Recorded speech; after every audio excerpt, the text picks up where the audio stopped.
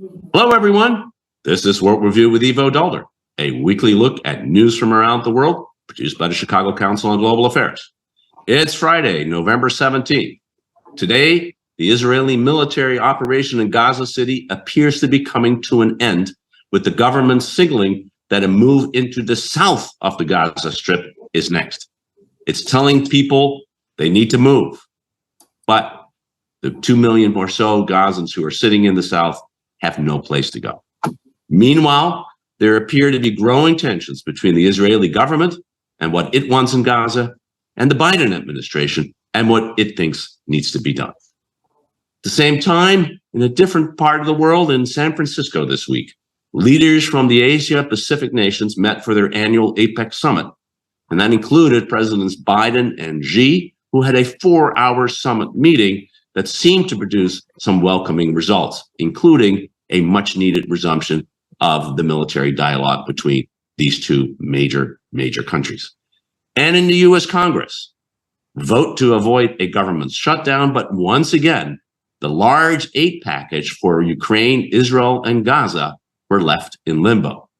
And in Germany, the Constitutional Court ruled against the government, calling into question its ability to deliver on its promises. Here to talk about these issues are three reporters who cover these stories. Susan Glasser is staff writer for The New Yorker. Giles Whittell is foreign editor at Tortoise Media. And Stefan Kornelius is political editor at the Süddeutsche Zeitung. Good morning, all. Good afternoon for those in Europe. Wonderful to have all of you here today. Susan, let's start with you.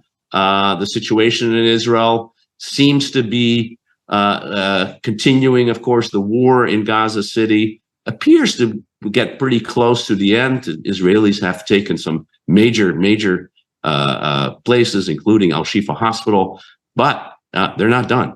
This is going to go on for quite a while. In the meantime, the rest of the world, including, it looks like, the Biden administration, is starting to become a little impatient. And they want this war to end. So to bring us up to date, where you think we are on the war and what we can expect in the coming days and week. Well, thank you so much, Ivo. Look, we're 5+ weeks into this horror, and you see, as you said, the war is not ending, even though it does appear that Israel has pushed very far into the northern part of Gaza that was defined by Israel as its military objective here to clear out Hamas. I had a very interesting conversation the other day with a senior U.S. official that I think kind of sums up the problem, which is to say that, first of all, there's the fog of war, so we don't know what we don't know in terms of what Israel's been doing on the ground. But the problem for them is that while they seem to have been successful, there's no one success that they can point to, right, in the sort of declare victory and go home. What is the victory for them at this point? For example, they have said that they needed to go into the Al-Shifa hospital because in addition to being a civilian hospital, it was also a Hamas command center. They've shown some evidence of it, but not fully convincing at this point. The first day that they went in there, they had an Israeli official showing journalists basically a couple dozen captured rifles and the like. Yesterday, they went a little further. They showed what they said was a tunnel, the entrance to a tunnel with communications cables and stairs. So, first of all, they, I think, really need to prove to the world that this was a Hamas command center, as they've said, and by the way, as U.S. officials have agreed with. But more broadly, what is victory look like for Israel is something that I think we're all starting to realize that's not an obvious answer, perhaps, to that question. Has Hamas governance and control over the territory collapsed? It doesn't appear that that is yet the case. That's one way of defining it. Have they gotten their hands on or, arrested or killed the leaders of Hamas who carried out, planned, and executed the October 7th terrorist attack? It doesn't appear that is the case. And of course, there's the hostages. That's the other big thing that I feel like often doesn't get as much attention, in part because, of course, the diplomacy surrounding that is secret for now. But, really, I'm shocked that 5 weeks into this, only a couple of hostages have been released. This week, what we saw for the first time were disclosures with more details of what they were trying to get to. This is with the mediation of Qatar and the United States and other intermediaries. They're trying to make a deal with Hamas to release a large number of the women and children hostages in exchange for a 3-day pause in the Israeli military operation. But unfortunately, I saw those stories leaked, and Ivo, maybe you can help us understand this as a practitioner of the arts of diplomacy.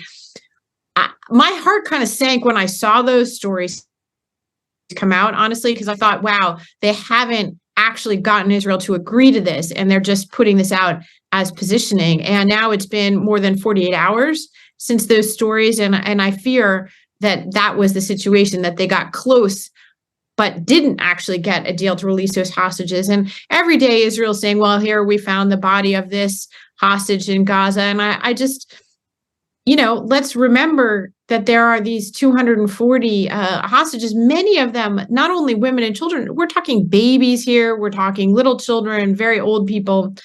Anyways, help us understand if you think they could let those people out.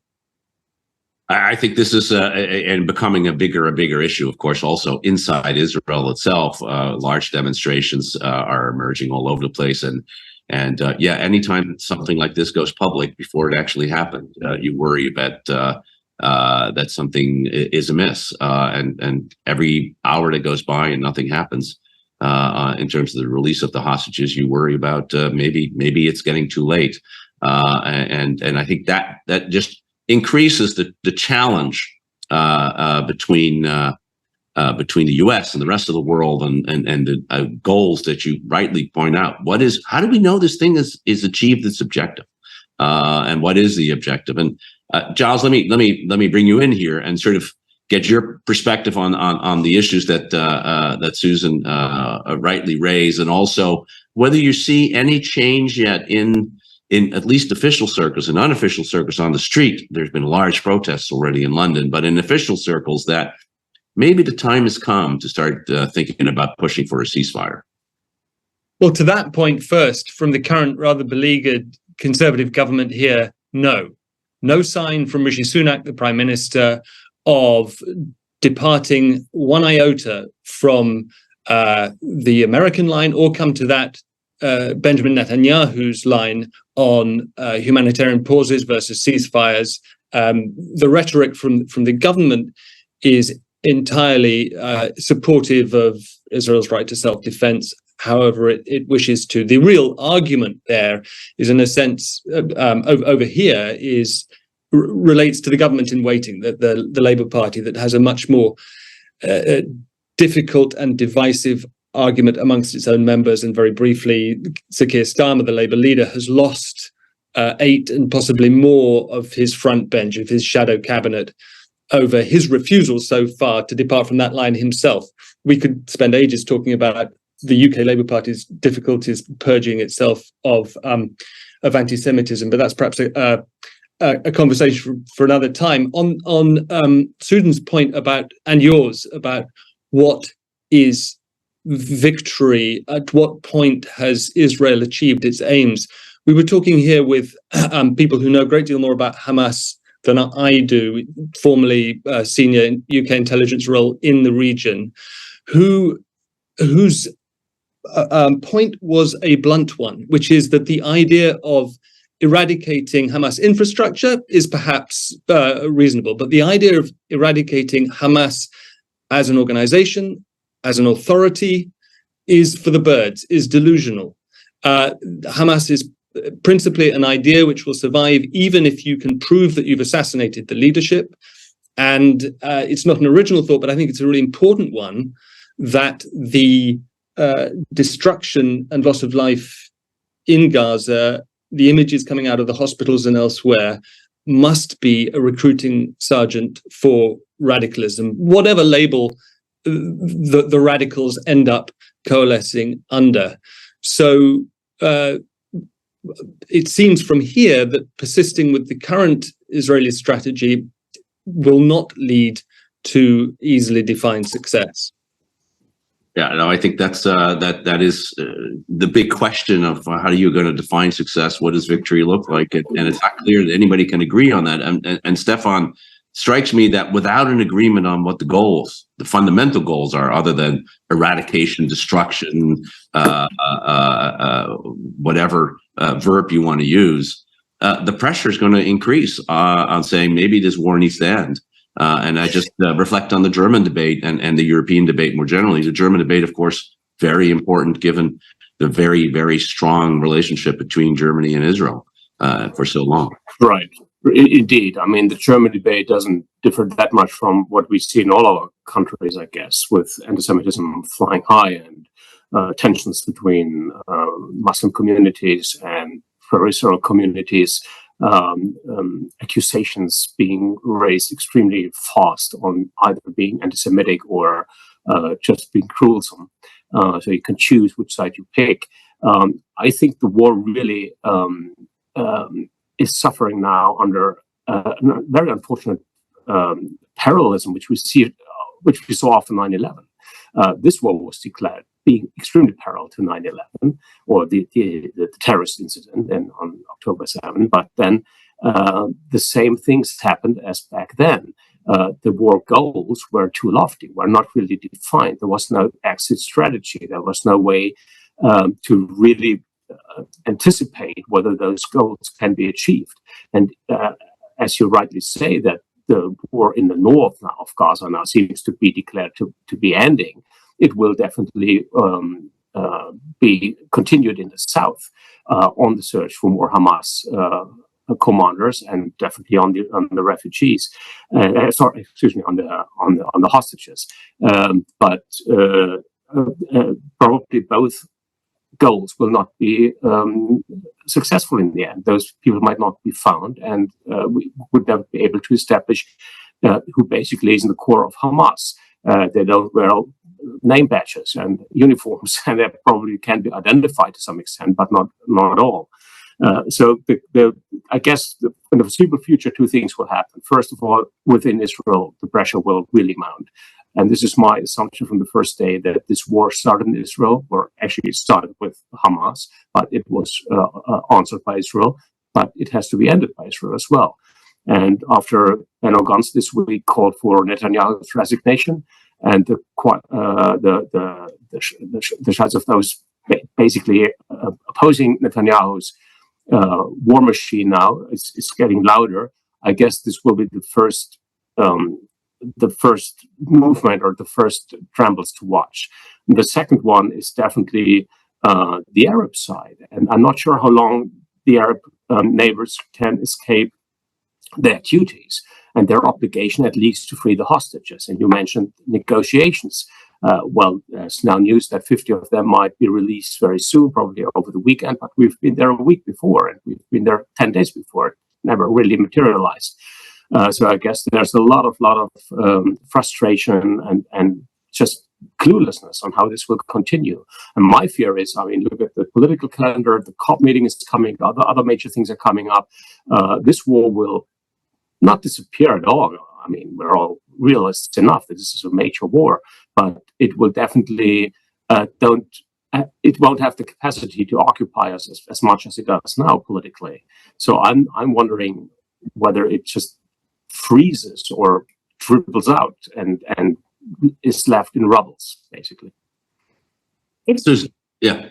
Well, I'm glad that Stefan raised this issue essentially of, I think we're going to see a more political phase now, both inside Israel and in the U.S., possibly European capitals as well, where these questions become more pressing, that people understood Israel was going to have a response, any nation would, to a terrorist attack such as the one that it suffered on October 7th. But now these questions about Netanyahu's leadership ability, what is the strategy for the war? Is Israel a good faith partner to negotiate with, to come up with a post-Hamas governing authority? If you accept the idea that Israel's going to win, well, then what's going to happen? And I think that's where I know I didn't really answer the original question about the Biden administration, and where are the tensions and the fissure points for them, both with the Israeli government right now, and I would say also here inside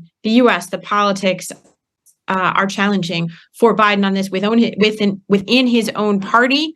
I wrote my column this week. I was really struck. You mentioned, Ivo, the summit, the very important summit that we're going to talk about between Biden and Xi, at the exact moment that Biden was finishing his press conference, talking about that 4-hour meeting, the first face-to-face meeting in more than a year with Xi. Back in Washington, the top leaders of the House Democrats were literally under siege. They were barricaded inside the Democratic National Committee headquarters on Capitol Hill by left-wing, not right-wing, by left-wing pro-Palestinian protesters who were there protesting Biden's policy. And I think you're seeing this fissure, which existed obviously before October 7th, inside the Democratic Party about Israel, coming to the fore at a terrible timing for Biden, when people are already extremely concerned about his reelection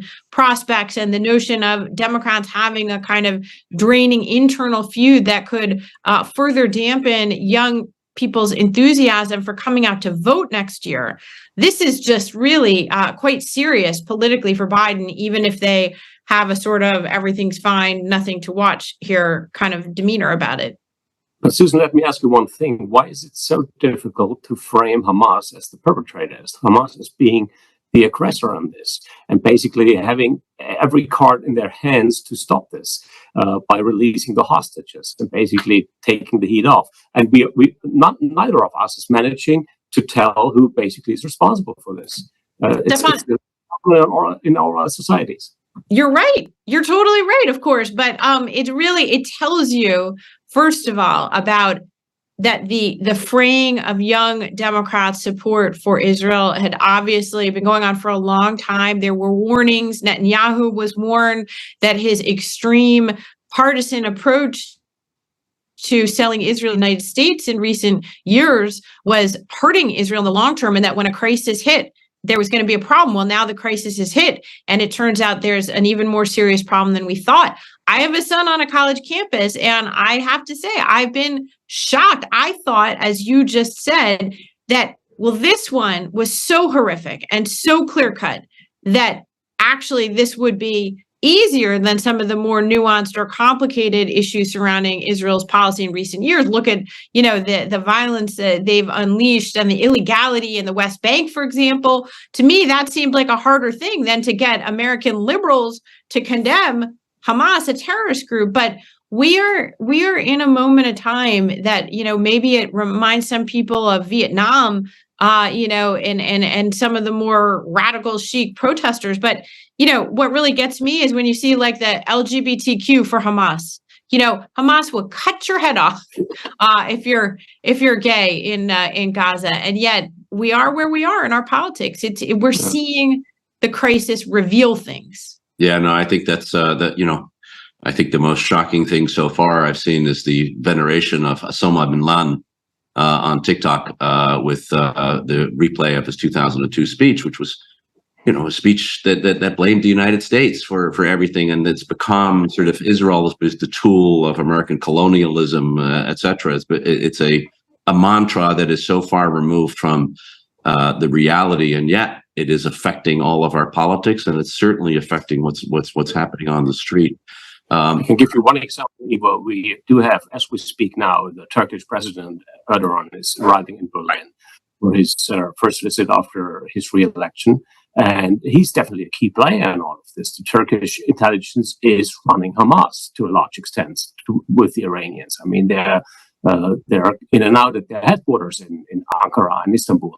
And there was a vast debate domestically here in Germany whether Erdogan should be received at all or whether he should be disinvited, which is diplomatically an insane idea. I mean, definitely he's a difficult president, and he's putting a lot of pressure on Germany on various issues. But not to talk to him would be the gravest mistake of all. This is where we are. Yeah, no, absolutely. No, it's it's a complicated situation. It's becoming more and more complicated by the day. Not forgetting, of course, that the situation on the ground is as horrible and horrific in some ways for the people who are still there. That we can say the good news is fuel trucks, I guess now 2 a day, are going to come into Gaza to start at least some of the emergency services, but it's certainly not enough. Giles, I want to switch. I know we could spend the entire 45 minutes on this, but as Susan hinted at, I talked about earlier, there was another set of important events that would have been the top news story in any other week. Biden and Xi had a meeting in San Francisco, and it seemed to be going relatively, under the circumstances, pretty well. And Xi Jinping had a major speech in front of business leaders in San Francisco, in which he seemed to go back on the charm offensive that the Chinese had launched a while ago. The tone certainly was different than we've heard from them for quite a bit. So how should we look at this meeting, and where does this where do you think this is starting to place us in the evolution of this relationship between the United States and China, but really China's role to the world writ large? Well, just a quick summary and a couple of points. Low expectations of this meeting, or at least carefully managed expectations for many months. High stakes, as good an outcome as could have been expected. Wisely or not, before it, I found myself looking at a video posted on what is now X by the junior senator for Alaska, Dan Sullivan, who said, amongst other things, standing next to a pair of snowshoes, message to Biden, no kowtowing, which of course recalls the accusation that when Biden was vice president, his President Obama went to Beijing and kowtowed to the then regime. Forgive me if we're not allowed to use that phrase anymore, but the senator did. He said the US is in the power position in this relationship. Don't forget that. This was clearly partisan, but on reflection, there's a lot to it in terms of social unrest in China, which has grown fast over the past year since these two leaders met. In terms of the economic situation, the demographic situation, Xi came to San Francisco because he wanted to, because he had to. The stakes were high because, frankly, of the risk of conflagration between the world's two superpowers over Taiwan at a time when there are two major land wars elsewhere in the world, and because the relationship of mutual economic dependence that was an engine of global prosperity for 3 decades appears to be breaking down, and the Chinese economy is suffering particularly, significantly, measurably more than the US economy as a consequence. Why is it fair to say that the outcome of the summit was at least satisfactory? Well, for my money, having grown up in a period when every day I would fear the outcome of World War III, I think it's really significant that by several measures, you know, the threat of military confrontation over Taiwan seems to have receded a little bit during that meeting. As expected, they announced the establishment of direct military-to-military communications again. Xi evinced, quote, exasperation, unquote, with reports which are very frequent in Western media that he's set some kind of a deadline for intervention by force if he can't reunify the two parts of China as he sees it peacefully. And of course, there was his soundbite, planet Earth is big enough for our two countries. Significantly also in the press conference afterwards, Biden was asked more than once whether he would repeat his previous statement that he would order US troops to go to the defense of Taiwan, which is the status quo, which is current policy, but he would not actually say it. So from both sides, a lowering of tensions there. And as you say, Ivo, in the evening, a love-in, to use a journalistic shorthand, between a very large US business delegation and Xi, Though it has to be said, I was speaking to a very frequent visitor to China and commentator on China yesterday, that to the extent that the titans of Silicon Valley were making nice with Xi and the delegation, it was nervous nice, because conditions for Western businesses on the ground in China have changed substantially since the glory years of 5, 8, 10% GDP growth per year in China, and there's no sign, as long as Xi is in charge, that they will soften again, and that he will make life substantially easier for Western business in China. A great summary there of all what happened and the implications of it. Stefan, I wonder whether in Europe there was a big sigh of relief. In some ways, the difference between Europe and the United States, though smaller than they used to be, there is still the hope that we can get in some ways back to business as usual, and this at least lays the foundation for doing that rather than the opposite. Well, I don't think so yet. First of all, the interesting observation from Europe is that in the hierarchy of crises, all of a sudden, this sort of mother of all crises has receded somewhere. So that's been fine. Nevertheless, same day they met, there was a European-Chinese major meeting with von der Leyen giving another of her Chinese speeches in Berlin, and sort of the European-Chinese experts convening.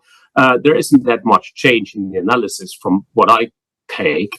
Rather, the question, and I wonder what, Giles, you think about this, that this is all tactical. I mean, Xi's behavior follows a very long trajectory. He has a long line to go through.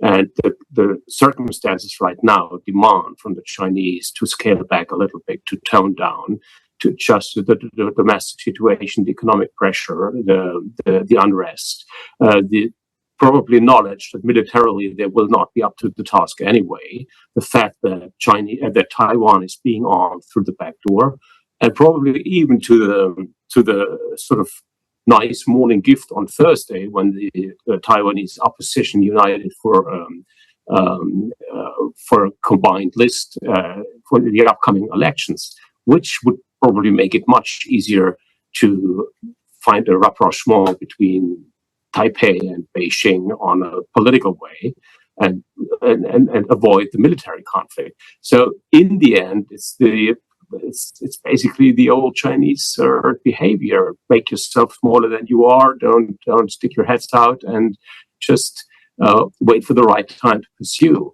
And I think Xi has much less to lose in following such tactics than Biden has, because Biden now has to deliver, and the markets are nervous. I happened to talk this week to someone who, from a major European financial institution or actor operation, which was asked by the Chinese to run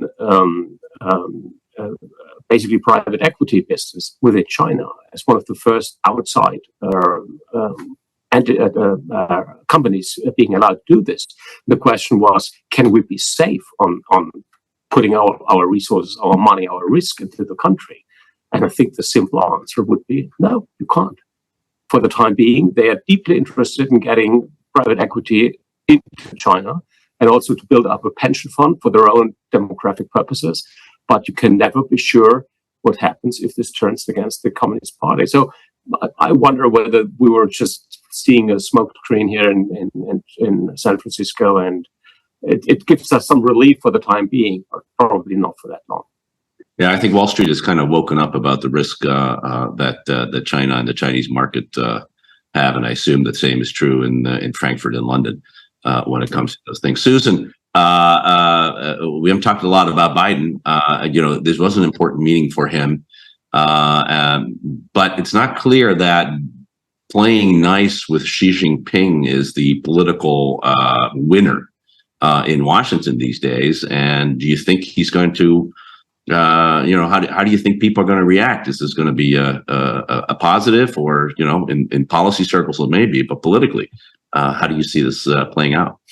Yeah, that's a good question. And just quickly to Stefan's point, I totally agree about the don't caveat emptor, let the buyer beware when it comes to this kind of, soothing rhetoric that we all want to hear, and send us some more pandas and we'll just make nice. It reminds me of all the people who are getting right back on the cruises. They learned nothing from COVID-19 and they're just gonna get back on it.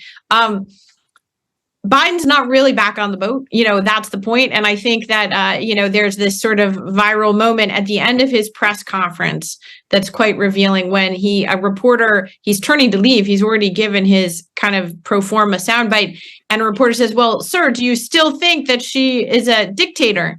And he stops and he turns around. He doesn't have to answer it, but he does. And it's gone viral because there's a clip of Tony Blinken, the Secretary of State, kind of looking down like, oh no. But of course, Biden said yes. Yes, he is. Because, by the way, he is. Okay. And so, what I see is that, there's a more willingness to be blunt, I would say, on the U.S. side, certainly, than on the Chinese side. She clearly hope to accomplish, buying some time and space in this, not necessarily because he's making some strategic shift back towards a world of integration and, moderation. In fact, I asked a senior U.S. official this week, well, what about the Chinese no limits partnership with Russia? Is there any indication? Okay, we know it has limits, but, is that strategic choice? And the person cut me off. I couldn't even finish my question. This is Xi's personal choice. This is not, this is absolutely a strategic decision that China has made for now. They're not revisiting that. It's their strategy is their strategy. And it seems to me, this is me talking, not that person, we would be foolish not to look in the eye the facts as they are confronting us. And politically, the facts are that there is a hawkishness in the land that there was not before. And if you think, Biden and the Democrats have turned on China, that's nothing compared with, Republicans whose rhetoric is basically like it's treasonous even to talk with the Chinese. Basically they have us spun up as if, the war is going to happen any minute with Taiwan, which I think most experts think is not the case. But so I put it down to pragmatic politics on both their part, on Biden's part and Xi's part. Israel is a distraction that is enormously time consuming. There's the crisis in Ukraine. There's the true crisis, which is here inside the country, American democracy. And I don't think the Biden people want to be spending the last year of his presidency having people scared to death about World War III with China. Yeah, I think trying to calm that down and making China a non-issue is probably what they would like to see. Giles, one last comment from you. Very briefly, a quick follow the money moment. I entirely agree. It'd be wrong to underestimate Xi's conviction that China is on the rise. But let's not forget that after so many years of breakneck growth, he's looking at real growth of 2%, perhaps zero or negative growth. He has very limited room to maneuver, especially regional Chinese governments, as the property sector on which they've depended collapses, and the social contract on which his personal power is based is at risk. So yes, he's dogged, determined, and we shouldn't be lulled by his rhetoric, but I do think that his need for return of foreign direct investment going his way, not out of China, making life a little more congenial for those Western businesses brave enough to get in, that has to be sincere up to a point. He needs it badly. Yeah, the question is how sincere. Yeah, I think that's right. The economic demand is high, but up to what point? And I think business has woken up to, at least most business has woken up to the risks of getting too deep. Although I did notice that the head of Mercedes-Benz of Daimler said that de-risking involves investing more in China rather than less, which I thought was an interesting way to think about it. Stefan, last but certainly not least, to what happened in Germany, normally not high on the list, but an earthquake in many ways in terms of the constitutional court's decision, explain what happened. And then, we're having the same thing in the United States, where budgetary politics is starting to crowd out policy making. And you're muted. I am. Don't know why. Well, this is the tale of two cities, and this is fascinating. Parallel lives in Washington and Berlin. In Berlin, the Constitutional Court, or actually it's based in Karlsruhe, but nevertheless in Germany, the Constitutional Court ruled that $65 billion or 60 billion euros of federal allocated money could not be spent. 60 billion, which were originally thought to be spent in conjunction with the COVID pandemic, and which have been transferred into the Climate and Transformation Fund of the federal government, which is the big chest of money where they want to pay all greening and change in German economic and environmental policies from. The key project of government, which is also carried by the Green Party. So it's a big blow, 60 billion euros. That's almost 15% of the entire budget. It's a huge chunk. And the question is, how will this affect the overall budget now, which has to be rearranged, and especially the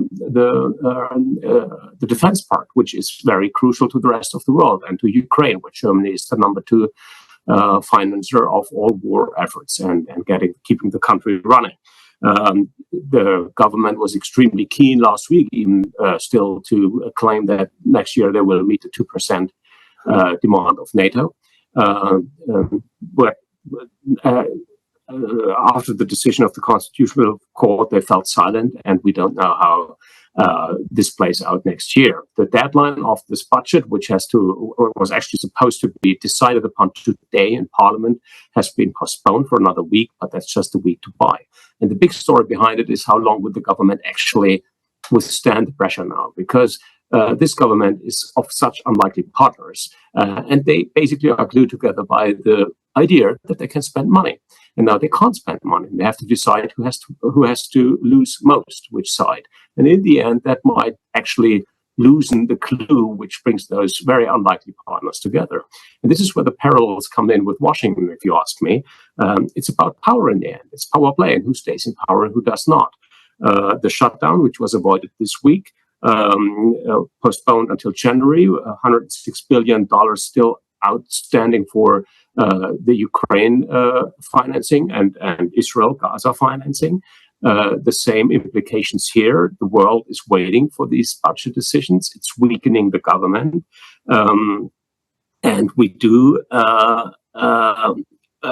have basically the two major financiers of war and peace in the West now having huge budgetary troubles to solve, with implications to the overall ability of their respective governments to stay in power. So I think this is a parallel development, and we all see that domestic politics matter, and it's the finances in the end. Yeah, a wonderful way to capture both of those. In some ways are intricate things, but thinking about the larger piece. And Giles, and I think as Stefan rightly says, the United States and Germany are pretty darn key to the unity that has been displayed with regard to at least Ukraine, but I would argue larger issues. And if both of them are consumed by internal domestic politics, what does it do to the overall Western strategy? You have to break the logjam. We were talking before we started about, and since we started, about the confidence/complacency on the part of the Biden administration that this money earmarked for Ukraine will eventually be appropriated by the Congress with its new House Speaker. I have no idea if Mike Johnson is a person who can be trusted on this, or who could get his way with his caucus even if he wanted to. We do know the situation on the ground in Ukraine, at any rate, is critical, or at least for Ukraine, for those who are hoping for a quick result. I agree, it's completely fascinating. And confession, had no idea about the German debt break and the system for organizing so much of Germany's spending until this week. And it is political, isn't it? That this whole case was brought. It's not judicial. I mean, the judicial is a mechanism, but the case was brought by the Christian Democrats in order to stymie the coalition's spending. Am I right? Well, I mean, it is brought forward for the simple fact that you allocate money and vote about that money in Parliament, and in the end, you don't spend it for the purpose, but just reshuffle it to some completely different purposes. And since this is extra money outside the budget, which was borrowed under certain specific rules of the debt break, which you rightly mentioned, you only can sort of spend it for the exact purposes you demanded it for. And so the entire structure of German financing and of the idea of government spending is put into question. All the question on the big government and small government come back to the table. All the ideological cleavages we do have as well in the United States with an overburdening government and a small government is pretty much the same happening here. Fascinating clashes. Susan, last time when Congress passed a bill to keep the government open, there was an outcry on the idea that there was no aid for Ukraine. This is actually before, of course, the war in the Hamas attacks on Israel and its consequences. Since then, doesn't seem that anybody was talking about this. I mean, it was just not part of the debate about whether or not Congress would shut down the government. Does that suggest that the difficulty of getting this passed sometime is just a lot higher than some, including some in the administration, seem to think? Absolutely. Although interestingly, Ivo, there's so much concern in a way here in Washington. I heard some relief from Democrats that at least it wasn't worse. And, you know, they had sort of made fun of this new Speaker of the House for proposing this kind of overly complicated, two different continuing resolutions, two different deadlines, basically in January for passing something, or at least getting another extension on their work, if you will. But the fear that Democrats had was that Republicans might do something even worse for Ukraine, like put Israel into this continuing resolution. Because the perception, although interestingly, the politics are a little different. We talked about that, but the perception has been that Israel is overwhelmingly bipartisan support and that it would help to take the Ukraine aid over the line. And so that was the Biden administration's calculation in the immediate aftermath of the October 7th attacks was, okay, well, we kind of screwed up and we didn't get the Ukraine aid through Congress in September like we hoped. But now I think they saw a little bit of an opening. Let's wrap this all together. So there's a $105 billion bill, but $60 billion of it is for Ukraine. So the vast majority. But we'll put the funding for Israel in there. We'll tell the Republicans we'll have some money for border security as well, and we'll get this Ukraine thing done. Now, so they're kind of relieved that they didn't put Israel in there and basically cut it loose from Ukraine, but there's still the fear that that might happen. And I think you're going to see a fight between the U.S. House and the U.S. Senate, possibly that's where the negotiations will take place. Republicans in the Senate are much more inclined to work with the White House to get the money for Ukraine now. But I would say it's not a foregone conclusion, and that there has been an excess of optimism at every step along the way from the White House. They kept thinking that they were going to get this money from Ukraine, and they haven't. And in fact, the Pentagon, a spokesperson was quoted the other day saying we're down to $1 billion. So it's pretty soon going to start to really cut into Ukraine's ability to continue fighting in this ongoing, and it is still ongoing, counteroffensive. Yeah, and it's pretty darn critical, not only in some ways, not only to continue to have the counteroffensive, it's actually necessary to be able to mount a defense in case the Russians aren't affected by any of this. And you mentioned, Susan, earlier that Xi Jinping was still committed to that no-limit partnership.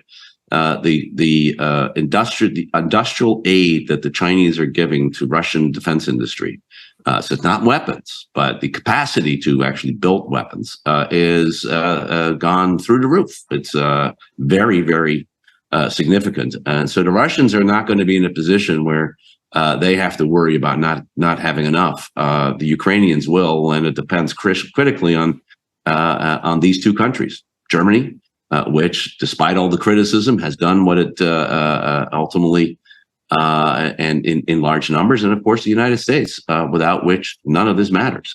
So dark clouds on the horizon in one form or another, but at least we're all informed by it by three people who really know what they're talking about. So I want to thank Susan Glasser of the New Yorker, Stefan Kornelius of the Süddeutsche Zeitung, and Giles Whittell of Tortoise Media. And thank you for tuning in. We'll be back next week and actually not next week. It's Thanksgiving in the United States, so we're going to skip that one. So we'll be back in early December with another edition of What We're Viewing. Until then, have a wonderful weekend.